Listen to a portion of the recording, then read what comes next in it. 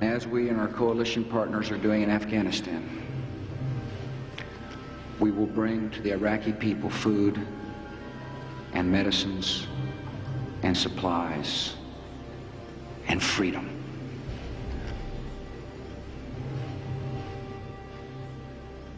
So I believe that this is a fight for freedom. And I want to make it a fight for justice too. We have shown freedom's power. And in this great conflict, my fellow Americans, we will see freedom's victory.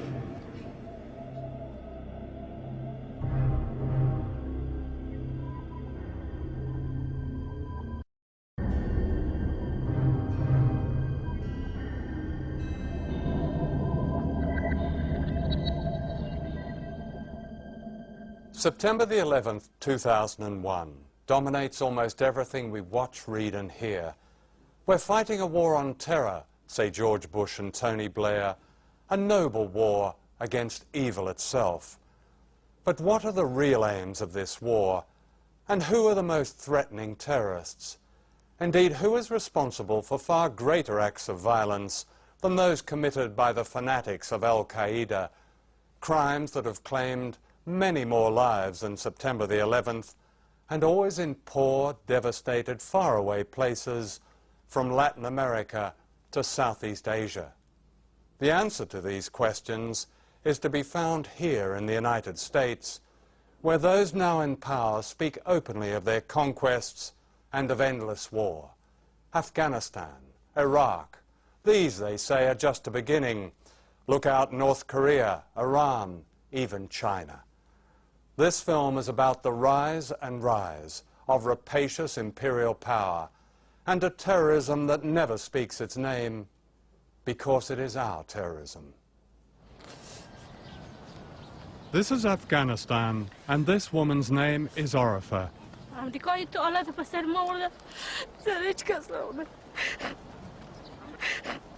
In October 2001, an American plane dropped a 500-pound bomb on her mud and stone house. 8 members of her family were killed, including 6 children. 2 children died next door.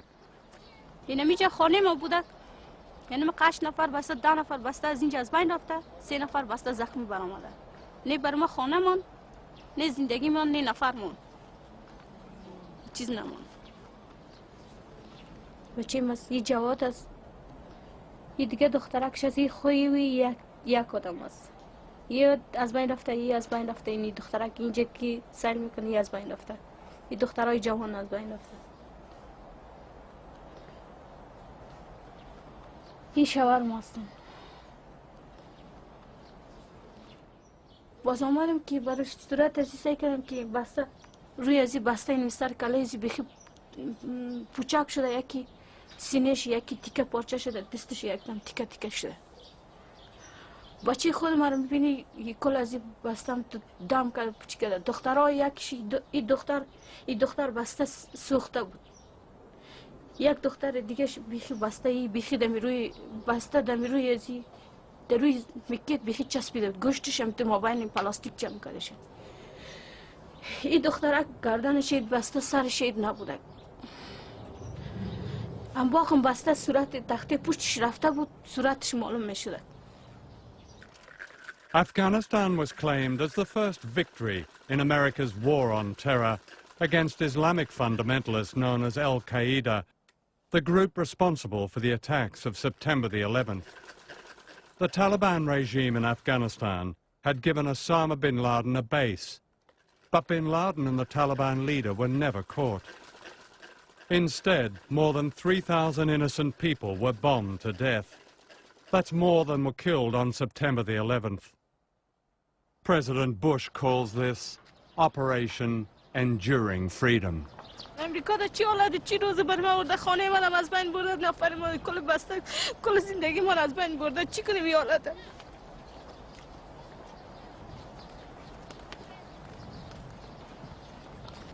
دیگه کسی که خوب است برش آزادی بده که میگم ما خوش هستیم برای ما شب روز ما به غم است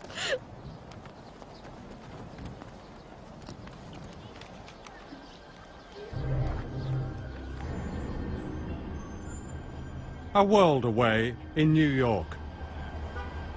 This is Rita Lazar and her brother Abe. Abe was killed in the Twin Towers on September the 11th. He might have saved himself, but chose to help a disabled friend. My view does not look out on the World Trade Center, but I'm on the 15th floor in Lower Manhattan, and I ran across the hall to my friend's apartment, and her windows looked out on the World Trade Center, and I got there in time to see the second plane hit the second building. And strangely enough, it was only then that I said, oh my God, my brother's in that building. Danny, my son's best friend, called and said, can I come over? And we said, sure. And he said, did you watch the president's speech? And we said, no. And he said, he mentioned your brother. And I looked at him and I said, what are you talking about? And then I thought, gee, there must have been a lot of people who stayed behind with their friends in wheelchairs. You know, you don't think that it's your own brother. You don't think that. But it was my brother. And immediately I knew that my country was going to use my brother's death to justify killing innocent people in Afghanistan and wherever else they would look. Rita decided to go to Afghanistan to comfort the victims of the American bombing. She met Orifa and took her to the American embassy in Kabul to seek compensation for the killing of her family. I'll tell you about Orifa. She had taken a translated description of what had happened to her and her family to the American embassy to ask for help, and had been turned away and told, go away, you're a beggar. The oppressed people of Afghanistan will know the generosity of America and our allies. As we strike military targets, we will also drop food, medicine, and supplies to the starving and suffering men and women and children of Afghanistan. The United States of America is a friend to the Afghan people. Such a friend that out of $10 billion spent in Afghanistan in the last 2 years, the majority has been spent on the military. Of all the great humanitarian disasters, few countries have been helped less than Afghanistan. Only 3% of all international aid has been for reconstruction.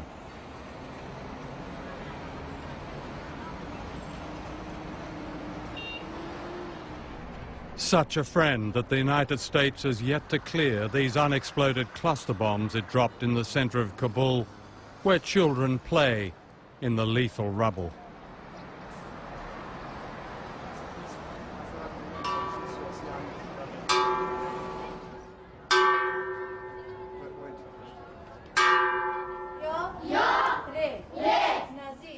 And children are supposed to learn in this devastation.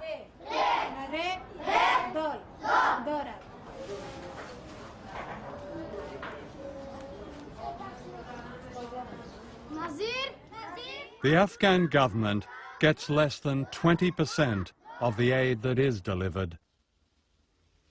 Omar Zakawal is a government official in Kabul. Well, 20% is about 300 million. 300 million? You're meant to rebuild the country, basically, with 300 million. Oh, no. The government does not have its own resources for the ordinary budget. The 300 million become salaries and electricity and those. No, those are not for reconstruction.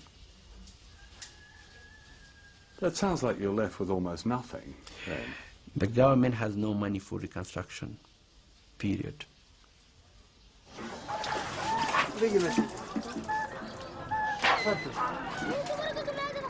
The water in this typical Afghan village may look clean, but it's contaminated, and most of the children suffer from preventable diseases. Since the overthrow of the Taliban, little has changed. For these people, life is just as dangerous.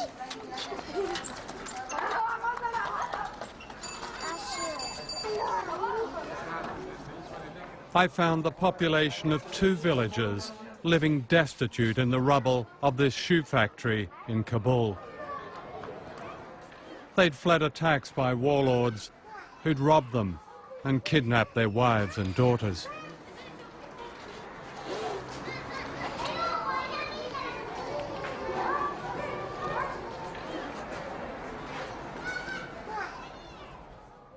I've spent much of my life in places of upheaval, but I've rarely seen such a bombed and blasted and ruined city as Kabul. Most of the damage was done not by the Taliban, but by the Afghan warlords backed and trained and funded by America for more than 20 years. The same warlords who have been effectively put back into power by George Bush. While Afghanistan's liberation from the Taliban was welcomed here and brought certain freedoms, such as the opening of schools and the playing of music, for many people, another kind of terror replaced it, one barely acknowledged in the West. And not only has the government in Kabul no power and no money, the president, Hamid Karzai, dares not leave his office without his 42 bodyguards from the US Special Forces. Real power is held by these men, warlords, whose record of repression and brutality is little different from the Taliban.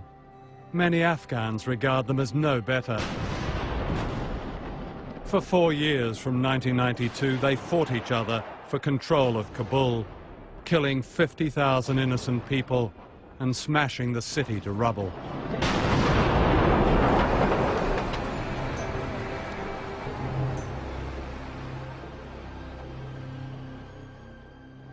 By any definition, the warlords are terrorists, bribed by the Americans with a fortune in cash and truckloads of arms.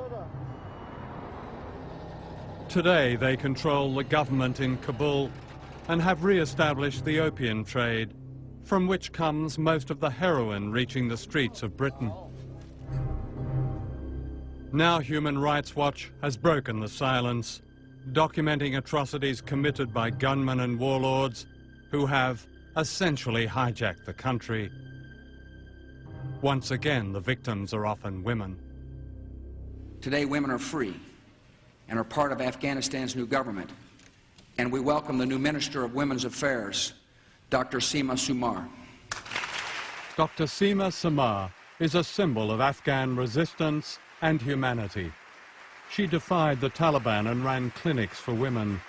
In 2001, she and another woman were appointed to the new government as the face of liberation. But no sooner had the applause in Washington died away than she was forced out.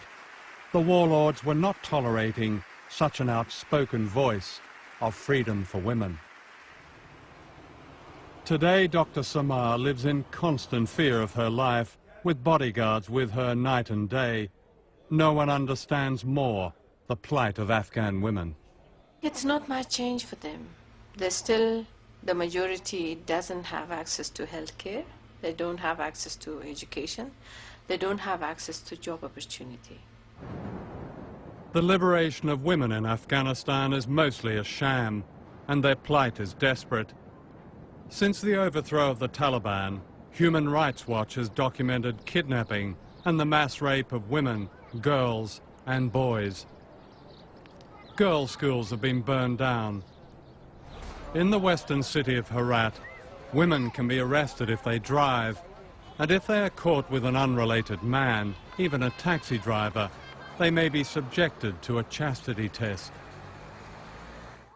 This is Marina, a member of an extraordinary organization called the Revolutionary Women of Afghanistan, which has protected and educated women and documented their repression. We had to meet in secret. The veil was necessary to cover her identity.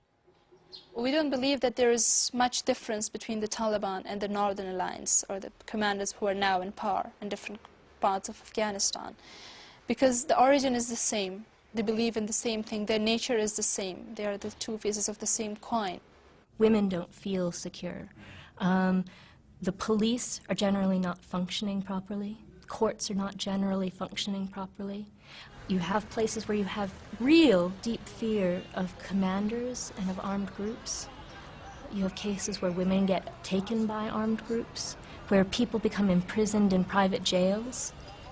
You have reports that men and women who are walking down the street get picked up almost at random to check whether or not they're married, to verify that they haven't been having illegal sexual intercourse. Just a month back, these commanders raped women, and a group of 35 women jumped into the river along with their children, and they died just to save themselves from being raped again. The starving, the wretched, the dispossessed, the ignorant, those living in want and squalor, from the deserts of northern Africa to the slums of Gaza to the mountain ranges of Afghanistan, they too are our cause.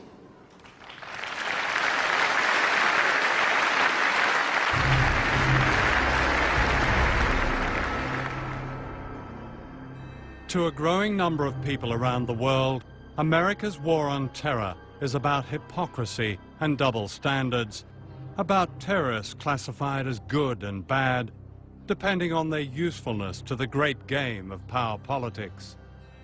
For years, Osama bin Laden was not only regarded in Washington and London as a good terrorist, he was virtually our creation.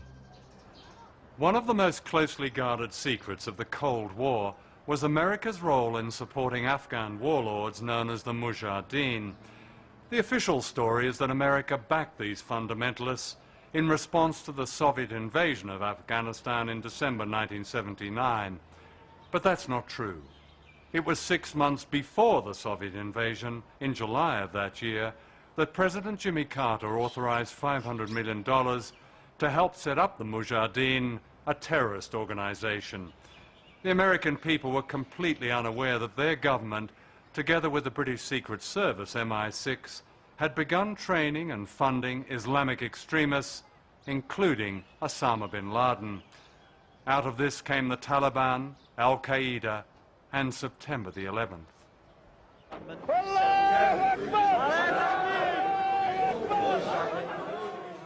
Soon after the Taliban came to power in 1996, the administration of Bill Clinton backed a secret plan for a pipeline through Afghanistan from Central Asia, which has vast reserves of oil and gas. The Taliban were offered a generous cut in the deal and secretly invited to Washington and Texas. They were treated royally, taken shopping and flown to tourist attractions like the NASA Space Center and Mount Rushmore. Their tour was so secret that no television news covered it. Most Americans knew nothing. By the time George W. Bush came to power, the link between Al-Qaeda and the Taliban was an embarrassment, and September the 11th gave Bush an opportunity to get rid of them. Today, Afghanistan is run by a regime installed by the Americans, and the pipeline deal is going ahead. September the 11th also presented an opportunity to an influential group who, even by Republican Party standards, were extreme. Ray McGovern is a former senior officer of the Central Intelligence Agency, the CIA, and a personal friend of George Bush Sr., the president's father. The same people who are running U.S. policy now are people that the president's father kept at arm's length. They were referred to in the circles in which I moved when I was briefing at the top intelligence and policy levels. They were referred to as the crazies. The crazies. I mean, you talk about the crazies, everyone knew who they were. Richard Pearl, Paul Wolfowitz, Doug Feith, those folks. The crazies also include Donald Rumsfeld, seen here in Baghdad in 1986, warmly greeting Saddam Hussein, who was then being armed to the teeth by America and Britain. This is one of their blueprints, published in 2000 by the extreme right-wing group Project for a New American Century. The US military will fight multiple simultaneous wars as the cavalry on the new American frontier. The principal author is William Crystal. The problem with America is not that we go around marauding around the world imposing ourselves. The problem with America in the last 10, 15 years since the end of the Cold War, really in the last 60 years, is that we've been too slow to get involved in conflicts.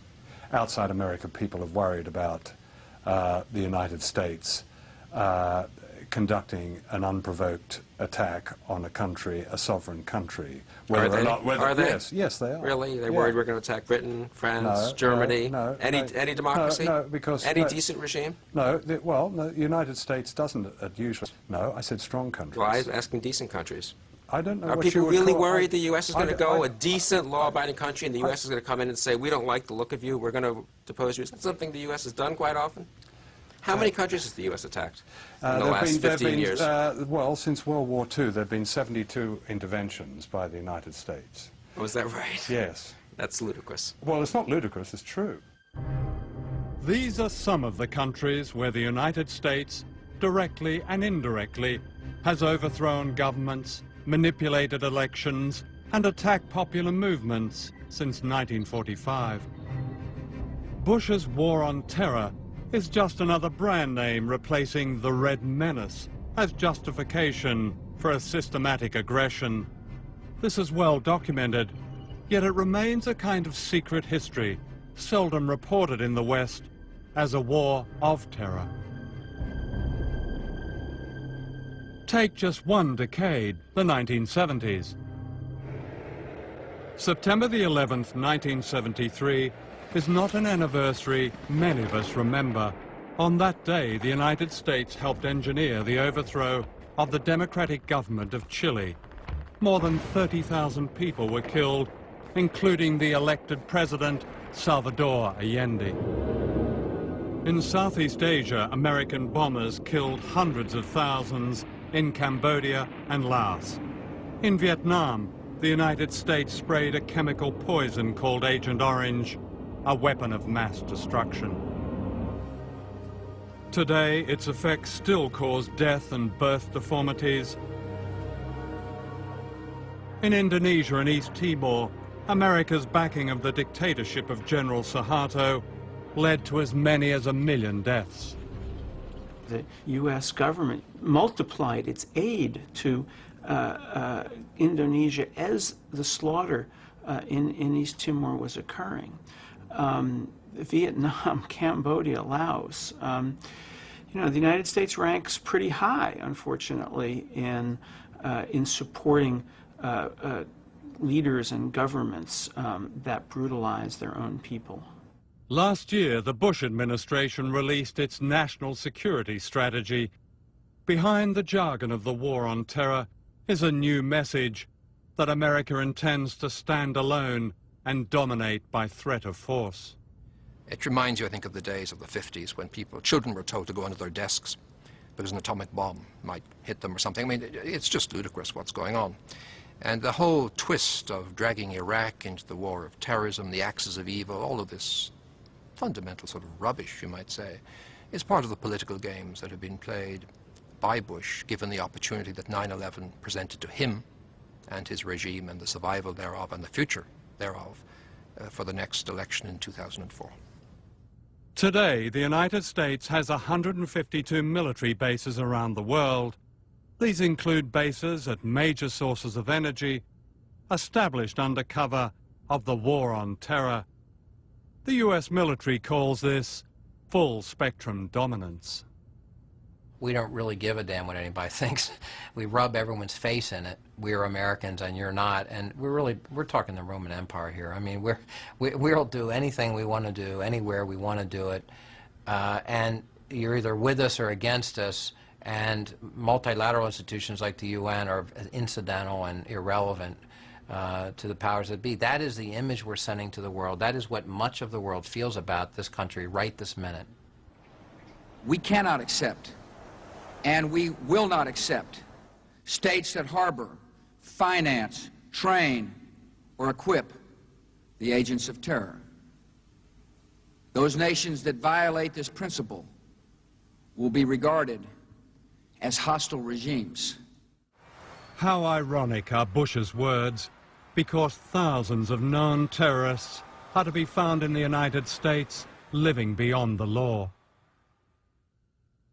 Last year, Amnesty International confirmed the presence of thousands of torturers given safe haven in the United States.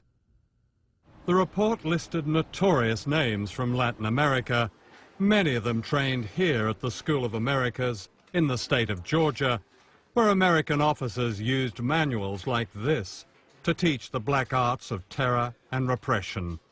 Most Americans are completely unaware of this. You know, you looked at the Truth Commission report in El Salvador, who was responsible for the massacres.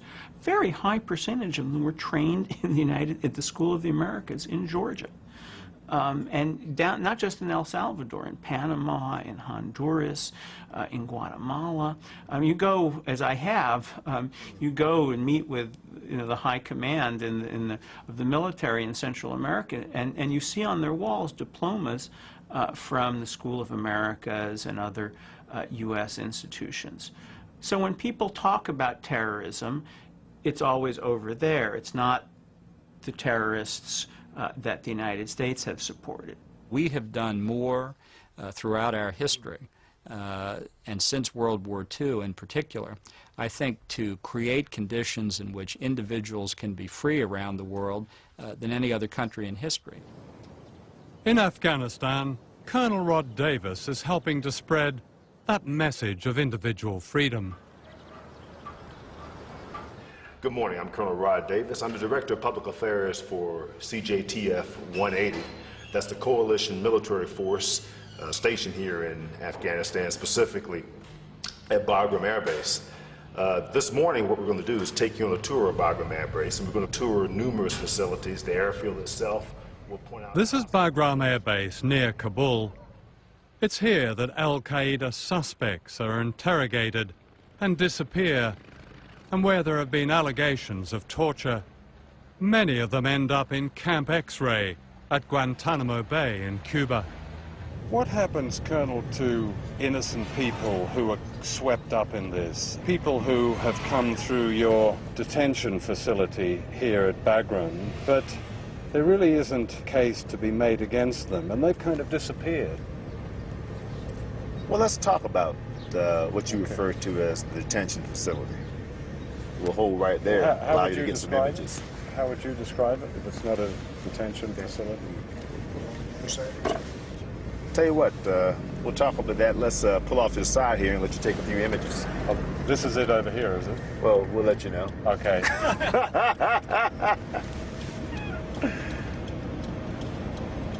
What I can assure you and your public of is this. That anyone that's under custody, any of the holding locations, they're attended to medically. Medical care is provided. They're fed.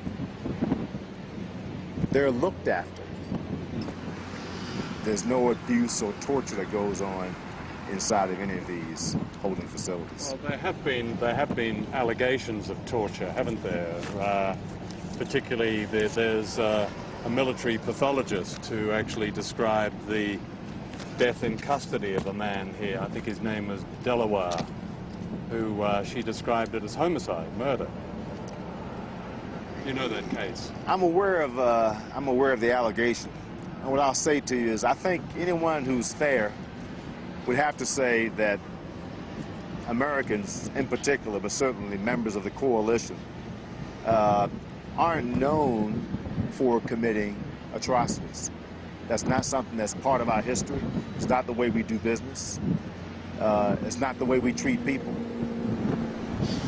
If you were arrested in the United States by a foreign army and brought to a holding facility, wouldn't you expect to have certain basic rights? That is, access to lawyers, access to people outside, not just simply to literally disappear? Well, you talked about status before, and as I said, it's rather complicated. And I guess there's some type of continuum or spectrum, if you will. You know, probably prisoners of war off to the far left or right, depending on your perspective, and something less than that to the far other end. we're somewhere on that spectrum. Yeah. Somewhere on that spectrum is this man. Wazir Muhammad is a Kabul taxi driver who disappeared into Bagram in April last year. He's now in Guantanamo Bay. He's not been charged with anything. His crime was to inquire after a friend, another taxi driver, who was arrested and who has since been released. What makes this case so appalling is that this man is recognized by the present government as having resisted the Taliban. This is his brother, Taj Muhammad, a nurse.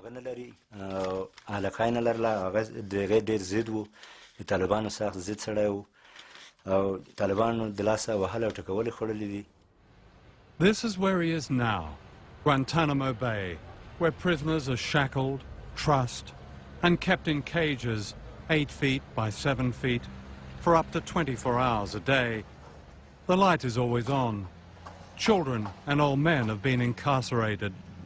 Amnesty International calls it a black hole, a violation of the most basic human rights. There are 9 British citizens here, including this man, Shafiq Rasool from the West Midlands, who was effectively kidnapped by the Americans 2 weeks after he'd arrived in Pakistan, where he has relatives. That was almost 2 years ago. Since then, his family has pleaded for help from the British government, but still, he's been charged with nothing.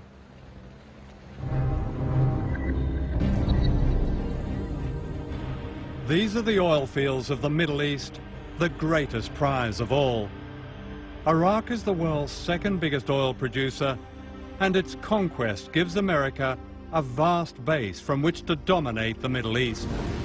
It's been a conquest achieved at any price, including truth. It was serious dishonesty, the result of which includes the fact that thousands of Iraqis have died. Hundreds of soldiers from our own countries have tragically died. Andrew Wilkie is the only serving Western intelligence officer to break cover and expose what he believes to be the truth about the invasion of Iraq. Working in the top-secret Office of National Assessments in Canberra, he saw intelligence shared by America, Britain and Australia. We were sold this war on the basis of Iraq possessing a massive arsenal of weapons of mass destruction, which was never found and won't be found because there was no massive arsenal of weapons. We were also promised a need for a war on the basis of active cooperation between Iraq and Al-Qaeda, and the fact that it was just a matter of time before some of these weapons from this massive arsenal were passed to this terrorist group. Always a ridiculous proposition, and always completely at odds with my experience in the intelligence community that there was no hard intelligence to establish that there was a link between Iraq and Al-Qaeda. You know, I never saw any evidence that would link it, and thus far there's been no evidence produced that would suggest that Saddam was behind Al-Qaeda. In fact, my experience in the time I served would suggest the opposite, that Saddam was the least likely person to want anything to do with Al-Qaeda. The only reason to have gone to war was to deal with a threat so imminent and so dangerous that war, as a last resort, was the only means available. As I weighed the evidence, as I watched the debate emerge, I reflected on my own experiences, I listened to the discussions from the Pentagon and inside the White House, as I checked with sources in Congress and people who were current on the intelligence. That simply wasn't the case. Isn't there a problem for us in the West of honesty about the reason for going to war in Iraq, and that was weapons of mass destruction? I don't think that was a lie. We went to war in large part because of the concern that weapons of mass destruction in the hands of the Saddam Hussein regime, a regime that used such weapons, in particular nerve gas. And was supplied by the United States and Britain. with these weapons of mass destruction. No, I don't believe that's accurate. Well, yes, they were. Most of the weapons of mass destruction from Saddam Hussein weren't built by him. The machine tools and the ingredients for his biological weapons, they all came from other countries, many of them from this country and Britain. I don't think that's right. I really think that it's on the record in the Library of Congress. You'll find it there. I think the premise of your question is wrong. Mr. Fife had only to look up this congressional record of a US Senate inquiry in 1992. It shows that the US government approved the sale of biological weapons to Saddam Hussein. The suppliers were this company in Maryland and Porton Down in Britain. If you really want to know the truth about the state of Iraq's weapons of mass destruction before the invasion, listen to Colin Powell in February 2001. He states clearly that there was no threat from Saddam Hussein. He has not developed any significant capability with respect to weapons of mass destruction. He is unable to project conventional power against his neighbors. And this is Condoleezza Rice, Bush's national security advisor, in July of the same year, saying the same thing, putting the lie to their own propaganda. We are able to keep arms from him. His military forces have not been rebuilt. And that, many believe, was the truth, a truth that was covered up and conveniently forgotten after September the 11th, when Bush and Blair decided to attack Iraq. They found no weapons of mass destruction, no links with al-Qaeda, no nuclear weapons, no 45-minute threat. So was it all a charade?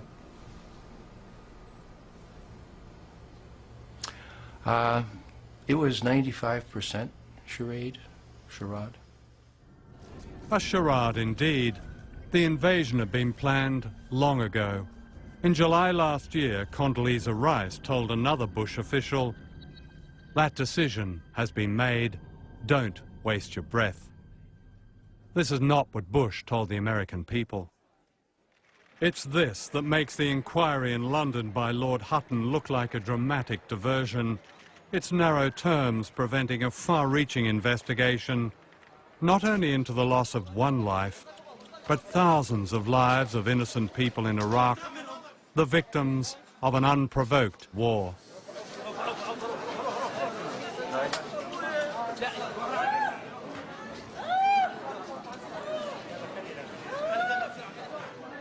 It's now reliably estimated that up to 10,000 civilians may have died in the attack on Iraq. Joe Wilding, a human rights observer in Baghdad during the bombing, saw the suffering.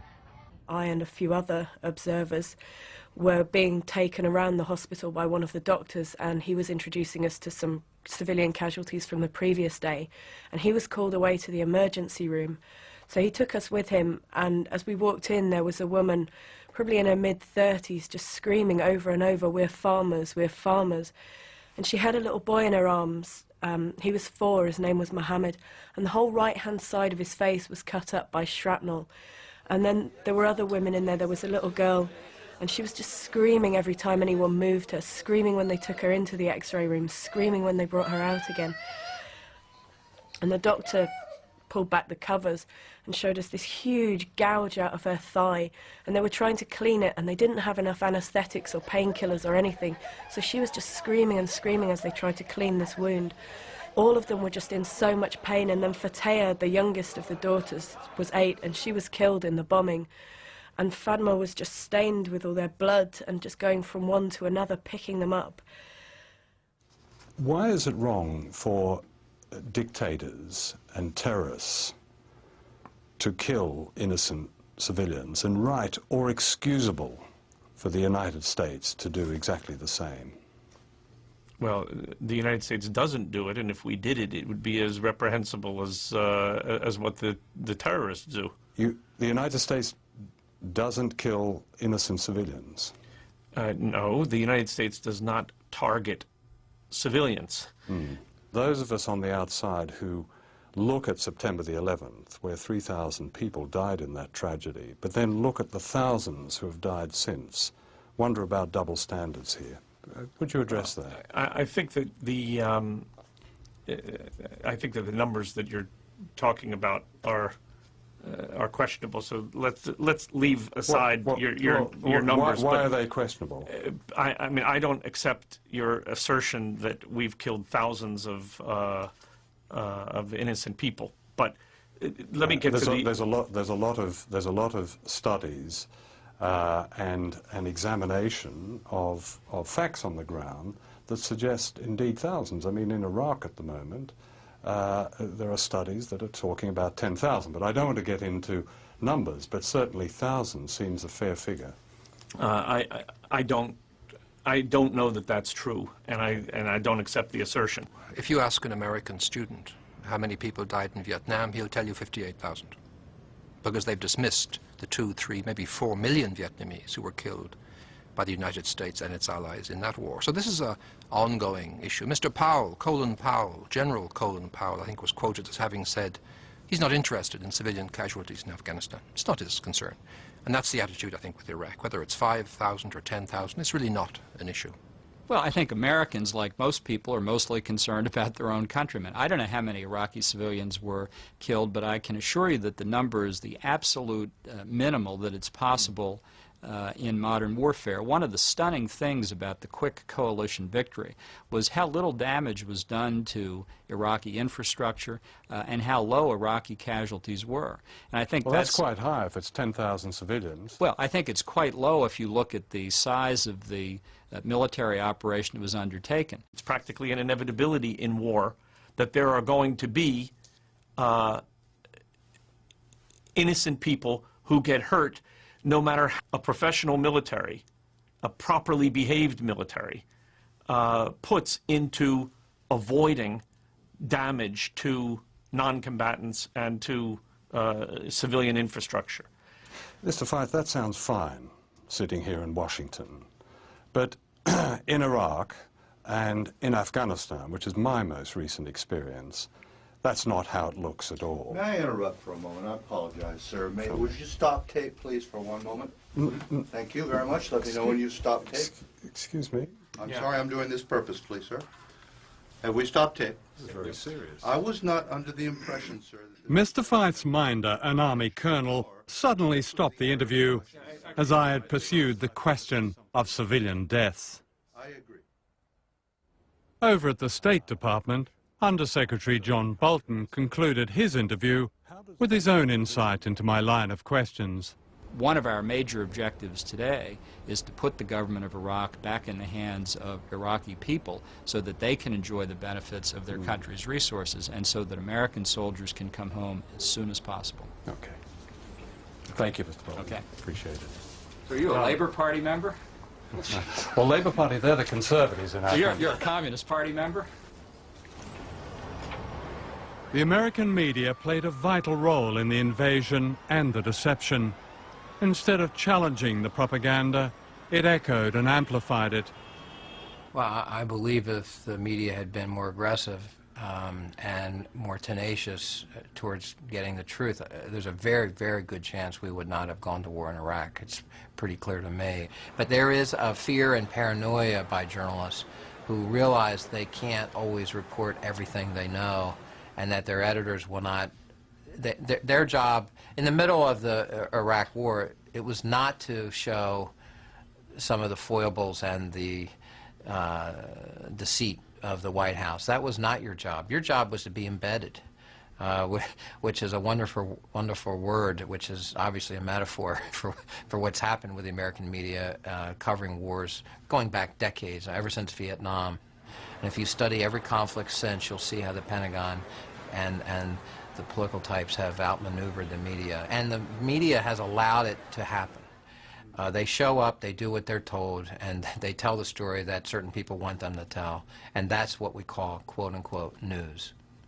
I would go on television in the United States and Fox News and the CNBC and the like, and I would talk about the importance of applying, the Geneva Conventions and how, in fact, the Geneva Conventions protect everybody. They protect American soldiers just like they protect, they protect the good guys just like they protect the bad guys. And I'm treated like, like a traitor, like I'm committing treason.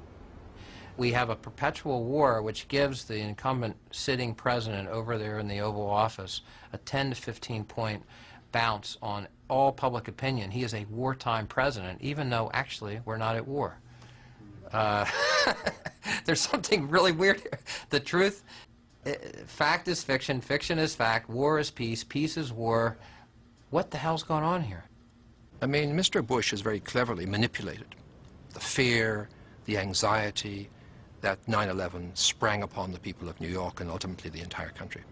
And every time he wants to jack up his ratings, he simply stirs up the fear pot by upgrading the level of impending danger without any specifics, of course. I think it's a very ugly game that's being played on the Americans. There's something so similar between our administration and Al-Qaeda in its certainty that God is on its side that is laughable.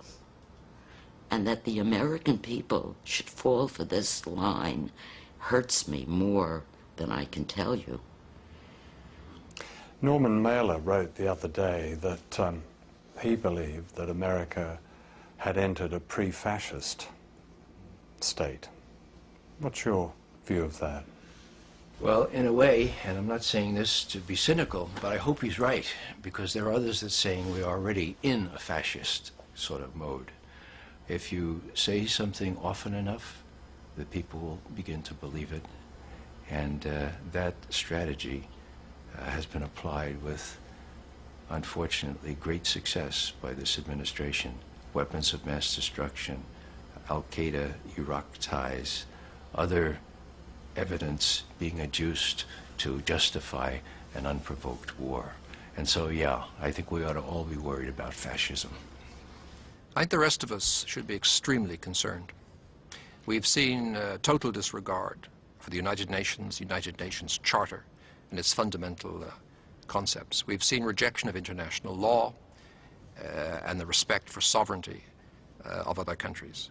We've seen a preemptive strike against a sovereign state which is outrageous in concept and dangerous in consequence, and something we should all worry about.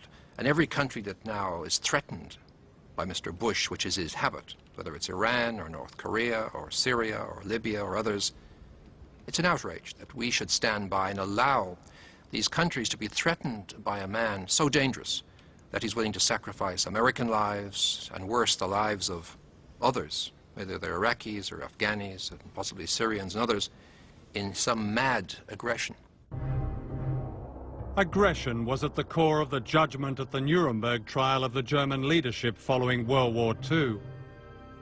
The judges decided that unprovoked aggression was the supreme international war crime, which contained all the evils of other war crimes. Blair and Bush have found ways of justifying, of course, the wars, both against Afghanistan and against Iraq, in terms of particular circumstances or the violation of particular requirements.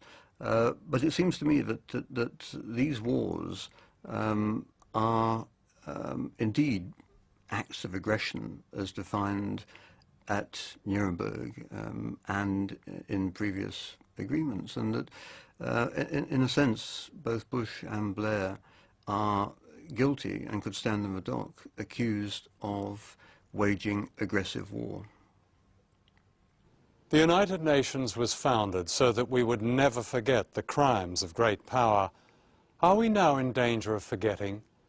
Do we forget the lies that justified the conquest of Iraq and disguised America's plans to dominate all the world? Do we forget that the British government has announced, for the first time, that it's prepared to launch an attack with nuclear weapons, echoing yet again George Bush?